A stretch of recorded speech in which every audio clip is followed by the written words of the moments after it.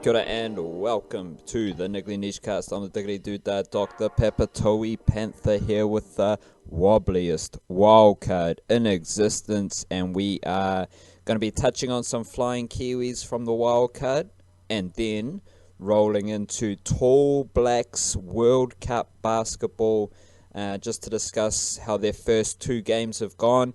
They got one more pool game against Greece, and I think they kind of need to win that one to make it into the next phase of the FIBA World Cup. But wildcard, we'll start with your flying Kiwis. So, how are you?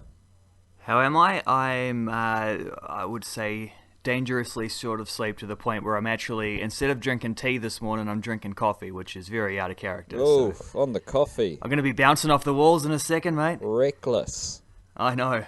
Wait till the heart palpitations kick in. Jeepers creepers. Rightio, so you've published your flying Kiwis for this week, so I just want to get your maybe one, maybe two, but your top flying Kiwis football players, male or female, because that's how the niche case rolls, from the weekend's football. Hit me with your first and maybe your only one. Well, I reckon I'm going to chuck in two here, one male and one female, all for equality. And two who have had very, very interesting last couple of days, but two who didn't actually play this weekend. One season hasn't quite started, and the other season's been going for a month, but he hasn't actually featured at all, like not even close to featuring. We'll start with the one I'm just talking about there, which is Mr. Jeremy Brockie, aka the Sniper, which is what they call him in South Africa because he scored so many goals when he was playing for Supersport. Then he built off of that one into a relatively high-profile transfer to Mamelodi Sundowns, who are pretty much the top team in South Africa, and they actually won the whole African Champions League a year or two before he arrived. So, big deal there, except he never quite settled. They tried to play in a way he wasn't used to. They didn't use him in the way he had been playing at his previous club, and it just didn't work out. And one thing led to another, and by the end of last season, he was barely even in the squad. He was, training hard, being a good professional and all this, but it was pretty obvious that he was angling towards a move this season, and he didn't feature in any of their early games, wasn't even on the bench for any of their contests so far. He did go on the travelling squad to a Champions League game or two, but again, didn't even come close to featuring on the pitch. So then his agent comes out and says something confirms, yeah, we're trying to sell him. Then the coach of Sundowns comes out and says, well, look, there's a lot of players we want to sell, but it's one thing when you're at a top club in the country, other teams just don't want to pay the money that we're paying them now, and it's tricky to orchestrate these things and blah, blah, blah. And that kind of dampened it a little bit going into the closing of the South African transfer window. But old mate has plenty of friends in South Africa from his good times, and one of his old coaches from Supersport is a fella called Eric Tinkler, and he happens to be the coach right now at a club called Maritzburg United, and they swooped in with about an hour to go in the transfer window, got the fella in on loan, so he'll be playing for Maritzburg this season, hopefully actually playing too, getting a lot of minutes under his belt, which is something he just hasn't had for 18 months with Sundowns, just been in and out of the team, inconsistencies, not scoring goals, whatever. Well, if he's playing regularly, he's probably going to be scoring goals regularly because he's already proved he can do that, and for this coach as well, which is awesome.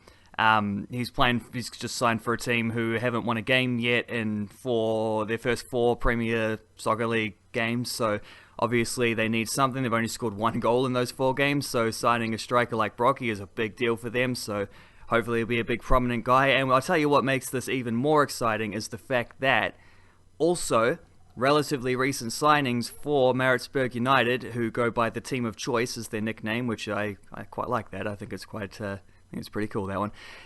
Also signing for them recently, Dan Morgan and Michael Lealafa, who are a couple Auckland City FC stalwarts. So Dan Morgan being a Kiwi, Michael Lealafa being a Solomon Islands international. He is the first Solomon Islands international to play professional football, I think that's true.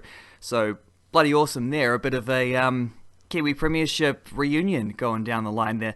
And the other flying Kiwi I want to chuck out there is one that just came through the old breaking news cycle this morning, which is Olivia Chance, who had spent the last couple seasons at Everton in the Women's Soccer League and Women's Super League in England, so the top flight in England. The season before last, she was outstanding, had a real breakthrough tournament. They made a run through to, the FA Cup semi-finals, and she was pretty instrumental in a couple of those FA Cup games as well. Just a real breakout season for her, but then she busted her knee towards the end and missed pretty much the entirety of last season, came back. Her first game back actually was for the Football Ferns, not for Everton, but she did get a couple games off the bench for Everton near the end of that season, but not enough for them to offer her a new contract, so she was released, then went and had a pretty excellent World Cup for the Ferns, and ever since then I've sort of been holding my fingers crossed that she's going to pop up on another Super League team, not only because she deserves it and she's good enough to play at that level, but also because as it was standing, Ellie Riley's gone to Bayern Munich, Katie Rood's dropped down to the Championship, where she's hopefully going to score plenty of goals this season. So and Anna Green, of course, didn't play last season, left the year before, from Reading, moved back to Wellington, I think. And so it was like, well, Rhea Percival's the only one left in the WSL for this upcoming season. But no, Olivia Chance sneaking in just under the radar a few days before the season starts. She is signed with Bristol City, which is actually the club that Katie Rood signed for as well. So they don't overlap their time there, but a couple Kiwis in a couple years at that club there. So yeah, pretty bloody good news there, and a couple flying Kiwis there who certainly deserve the opportunities that they're going to get, and who, for whatever reason, have not played a lot of football over the last 12 to 18 months. So I'm pretty excited about both of those ones, Doc. Beautiful. We'll keep that as a weekly little touch base with your Flying Kiwis wrap up. Now, the Tall Blacks have, as I said before, they lost their first game to Brazil, and now they have defeated Montenegro overnight. Best performers in the loss to Brazil: Corey Webster, 19 points, 6 rebounds, 6 assists, which is a bloody handy effort. Isaac Fotu, 17 points and 5 rebounds himself. And then Corey Webster led the Tall Blacks against Montenegro with 25 points and 6 from 8 3-point shooting. So he's shooting 3-pointers at 75%. He also had 6 rebounds and 7 assists. And then Fotu again, 20 points, 7 rebounds and a couple of assists as well. So it's clear that Corey Webster's a bit of a barometer. Would that be right for the Tall Blacks wildcard? That would be extremely accurate, and I mean the thing about that first game was that he scored, I think, 17 of those points in the first half, so only the single 2-pointer in the second half, and it was obviously in that second half they were tied with Brazil, who are a very, very good team with, I think there's 7 players in that Brazil squad who have played NBA basketball at some point or another, a couple current players in there, a couple also who have won championship rings, who Anderson Varejao being one of them, and old Barbosa from the Barbosa won one with the Warriors. Varejao won one with the Warriors, but he was in a weird situation because he played for the Cavs when they lost to the Warriors, then switched to the Warriors the year they lost during the season when they then lost to the Cavs. So he got that one a little bit backwards, that fella, but he did still get a ring out of it. But they were tied. They were tied with Brazil at halftime, and then they just absolutely collapsed towards the end of the third quarter from, I think, a 6-point lead midway through to being outscored by 16 points, I believe it was, in the third quarter. And yeah, Corey Webster just wasn't able to. It was a pretty specific thing. They brought on old mate Alex Garcia, who's played for the San Antonio Spurs way back in the day. He's about 39 years old now, but he remains like one of those defensive masterminds who can't really score many points, except that all of a sudden the dude with the ugliest shot at the World Cup's popping 3-pointers from range. So I don't know what's going on there, but yeah, that dude came in and specifically marked Corey Webster out of the game a bit, and Webster struggled to have the same impact in the second half, and the Tall Blacks weren't able to tick the score over, and they fell apart a little bit. So yeah, he's certainly a barometer, because against Montenegro there were 2 or 3 times in that game where it felt like momentum was starting to shift and Corey Webster just pops up, including at the start, like before the game had even really settled into a flow, where Corey Webster's just getting open on the perimeter and draining 3-pointers without barely looking, just coming around the corner and swish. And yeah, when he's shooting well, when he's able to lead the team in scoring, when he's being a factor for 40 minutes of the game, then the Tall Blacks are in a pretty good position. I think that's fair to say.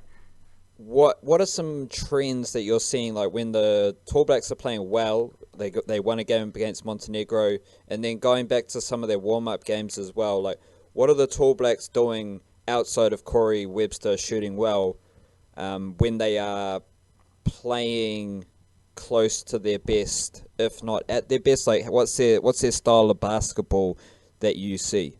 Well, I will say they look like a pretty extremely well coached team at the moment. Paulinari's just come up with a strategy which he thinks is going to get this team not so much success, because you can't just bank on success like that. You can't just be like, we're going to play at our best and therefore we will win. Like, it's not how it works, especially with the Tall Blacks, who, let's be honest, are going to be underdogs in every game they play at this World Cup unless they fall into the bottom half classification games. So, like, there's no Steven Adams here, obviously. There's no current NBA talent in the squad. There are guys who've played some Summer League. There are guys who've played, Corey Webster played preseason that year as well. And there are some good European professionals as well, and Ty Webster and Isaac Fotu, who have both been pretty influential in their own ways through these 2 games as well. But they do have to, they're realistic about it. They're realistic in knowing that they're a little undersized, a little perhaps underskilled in certain areas, and they know that they have to perform exceptionally well just to have a chance. And that was the lesson they already knew. They didn't need learning against Brazil, but we saw pretty clearly, like, when they weren't able to put a full 40-minute performance in. You can have lapses for a few possessions, but you can't have like a 5-minute lapse like they had there. And it ultimately cost them the game, even though they did pretty well in the fourth quarter to at least give themselves a tiny chance if Brazil had, pulled off a little bit of a choke job there, and they didn't. And the way they're doing that, like the way they've orchestrated things, is they're saying, well, like, what are our strengths? We got some quick guards who are extremely good at getting to the rim, and we play bloody hard. Like, we're one of those Tall Blacks teams, and a long tradition of Tall Blacks teams who will fight for every loose ball, who will get all scrappy for the rebounds. I think that's been certainly a factor that's shone in the first couple games, is seeing how they spread the rebounds around rather than just having that 1 7-footer who hauls in everything. They've got guys just bouncing around the park, guards getting big rebound numbers, the Webster brothers in particular doing really well in that regard, and just the influence of Shea Ili as well, who was injured for a bit of that, the sort of like warm-up games that they had beforehand, but having him, man, like, just scooting around defenders, skipping around screens and just getting to the hoop and kicking the ball out and doing all these things. And he plays so fast, and the Tall Blacks clearly, like, Ty Webster is the same. Ty Webster just loves running downhill and skipping around and chucking in a little shuffle here and dropping a shoulder there. And, like, they're looking specifically, knowing that they're a little undersized. Well, okay, well, if we're undersized, maybe we're fitter than you as well, and we've got better feet, so we're just going to, like, tire your big guys out. And they certainly tried to do it against Brazil, but Brazil were a little canny to the whole thing. Against Montenegro, worked fantastically. Like, it could hardly have worked better, the way they just ran them around. And Nikola Vucevic is a dude who is on that level with Steven Adams. He is I think he's on a max contract, if not a max contract, something close to it with the Orlando Magic. An NBA starter, a guy who can score like 20 and 10 on any given night. And in the first half of that game, he was almost, I won't say a non-factor, because you always can see that big dude. You always know he's there. You're always aware of him.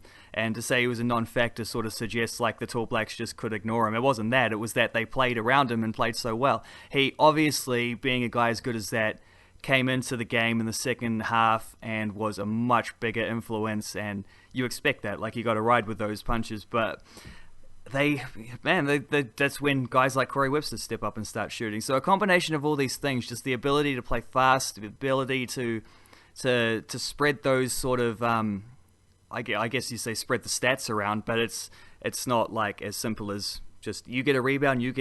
It's that everybody's fighting for those balls. Everybody is capable of playing, like, they can mix up not positional play, but mix up the roles from those positions a little bit, and they've got a variety of ways in which they can score, which doesn't always mean that they've got reliable ways to score, but they do have guards who can get to the rim and lay it up. They've got guys who can draw fouls in that same way.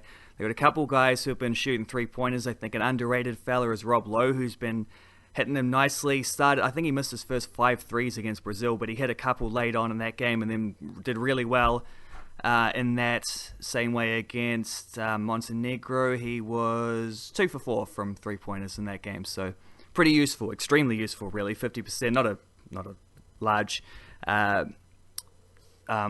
sample size there, but good enough. Like, that's what you need from Rob Lowe, is just that evidence that the big guy can shoot threes, which means you got to spread it out, which means there's a little bit more room for Shaylee, Ty Webster, even Corey Webster to go scooting around and making things happen. So yeah, like just a combination of all these factors, I think, have made the Tall Blacks.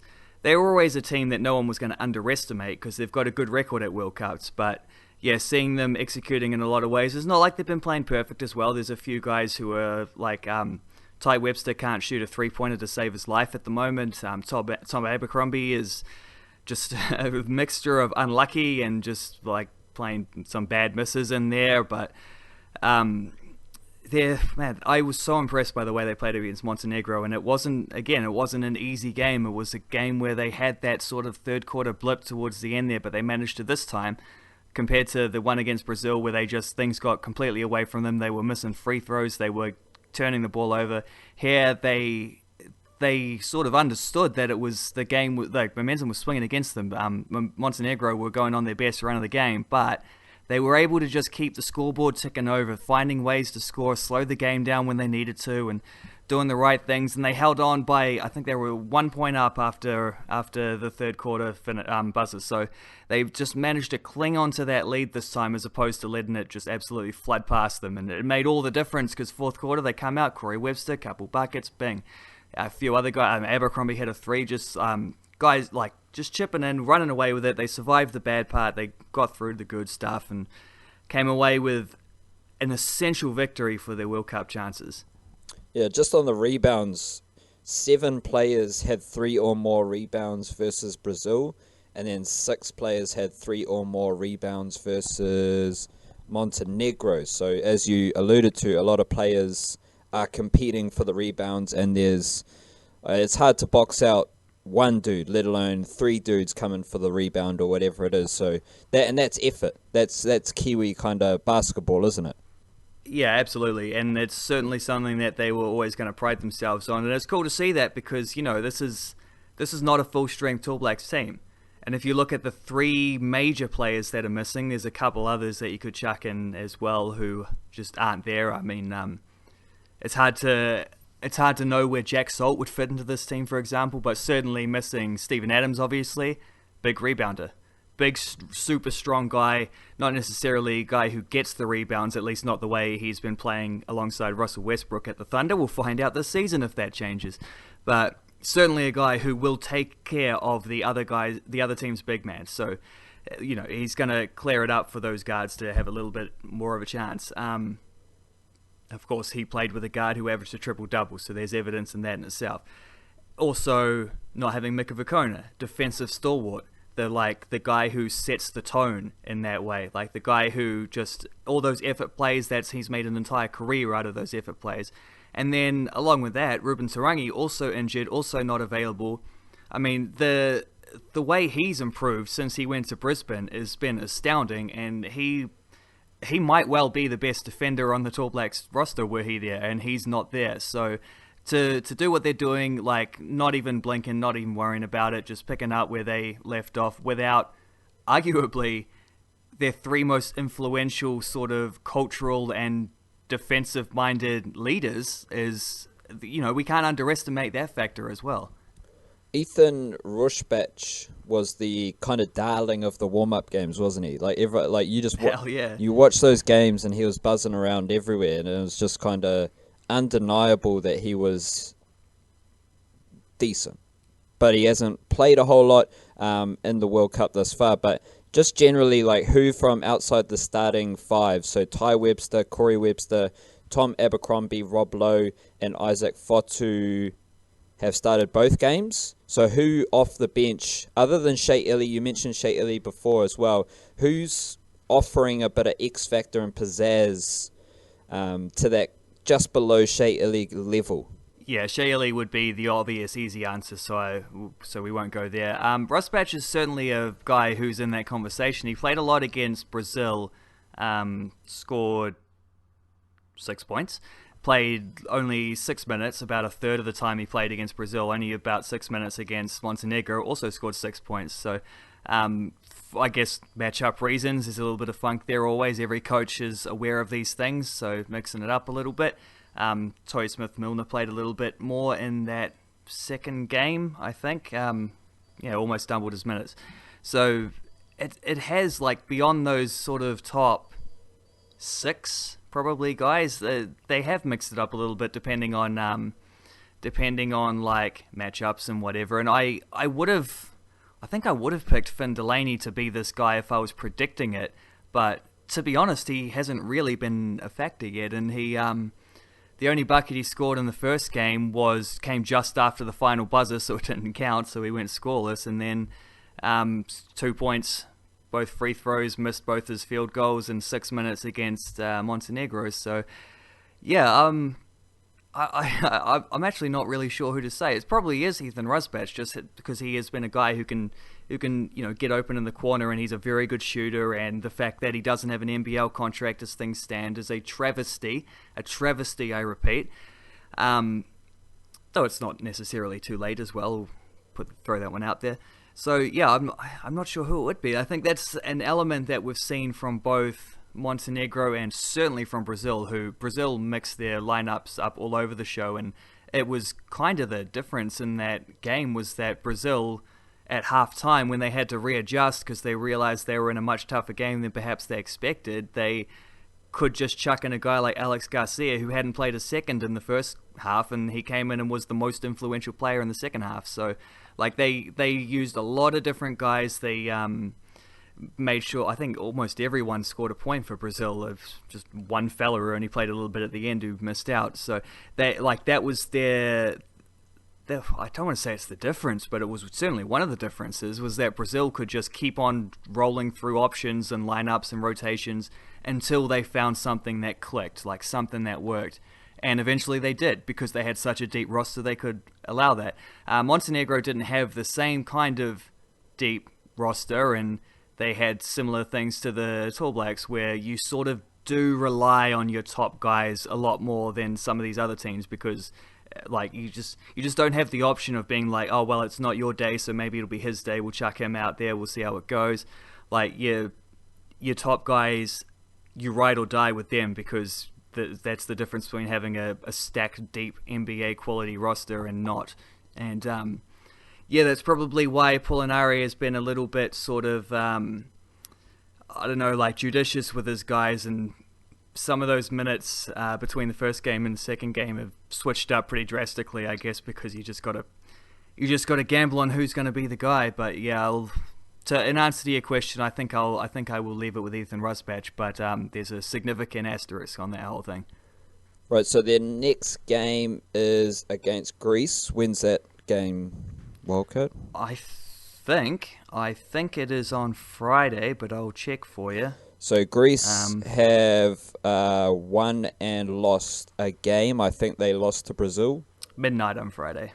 They lost to Brazil? So Thursday night. Yes, they lost to Brazil overnight. I just watched the highlights of this before. It was kind of a crazy one, because they were down by 3 points with like 2 seconds to go, and a guy drew a foul deep in his, before he even crossed half court, he drew the foul, and just as he was drawing the foul, he faked a shoot, so he drew a 3-point three free throws out of it. Absolutely canny stuff, and ridiculous from Brazil to fall for that trap. But then he missed the last free throw, so they lost, which was crazy game there.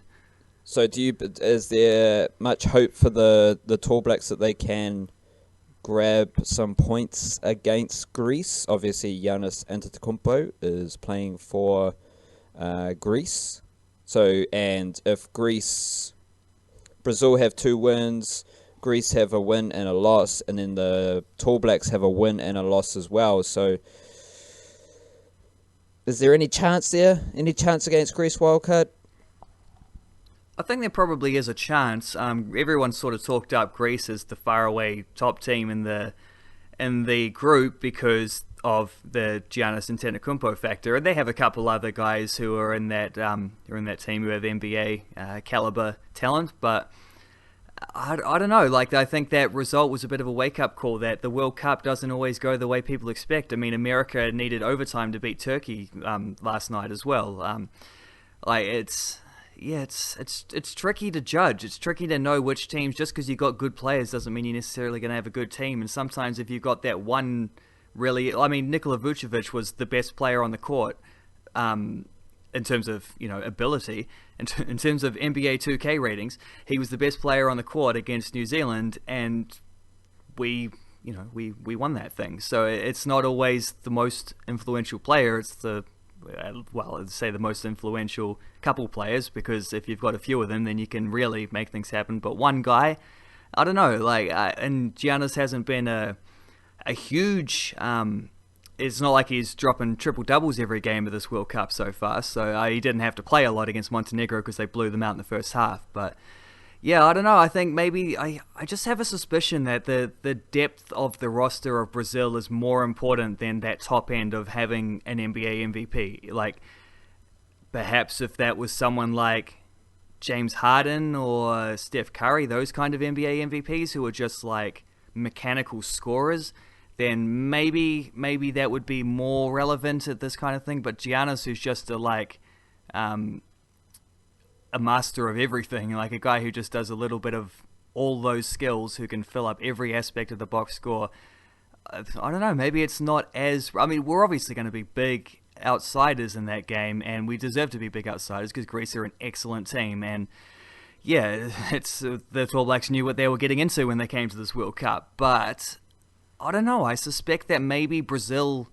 I just think that's a really strong Brazil team, and I think that depth of ability all the way down the roster, I suspect at this World Cup that might turn out to be more of an influential factor for some of these teams. I think Australia are a good example of that. It's not like they have an NBA All-Star in their roster, but they almost did, but Ben Simmons chose not to play.